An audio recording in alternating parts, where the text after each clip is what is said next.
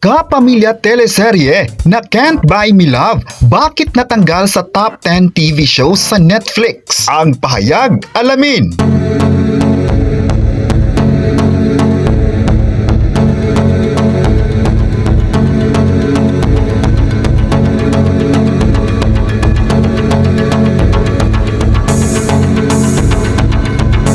Sa unang pagkakataon, natanggal ang Can't Buy Me Love sa talaan ng top 10 TV shows sa Pilipinas sa Netflix. Noong October 13, 2023, nagumpisang mag-streaming sa Netflix ang nasabing serye ni Donnie Pangilinan at Bill Mariano, kasama sina Maris Racal at Anthony Ginnings. Nanguna agad iyon sa listahan ng most watched TV shows sa Netflix Philippines at nanatili sa top spot hanggang November 7. Kinabog iyon ng Attack on Titan, pero nagtagal muli ito sa number 1 mula November 12 hanggang November 23. Ang nagpatalsik naman dito ay ang reality show na Squid Game The Challenge.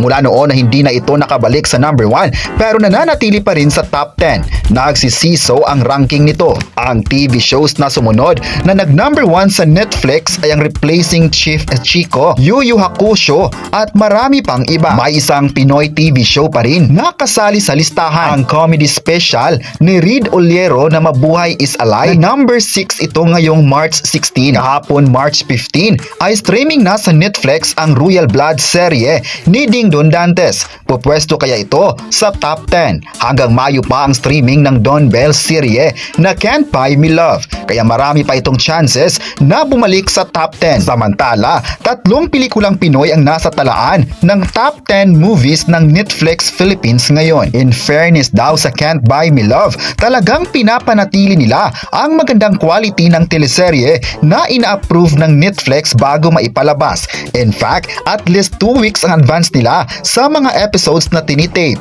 Kaya kahit magpa-fluctuate na ito sa ranking, alam mong malakas pa rin ang followings nito. Sino ba ang may maraming endorsements ngayon para sa mga young love teams at young stars? Donnie Pangilinan at Bill Mariano talaga. Ayon pa ng ibang netizen, hindi kaya nairita na ang mga avid viewers ng Can't Buy Me Love dahil nasa 111 episodes na at hindi pa rin nagkakainlaban sina Bingo at Ling. Yan ang dapat pakatutukan ng mga kapamilya viewers sa pagsusubaybay ng Can't Buy Me Love.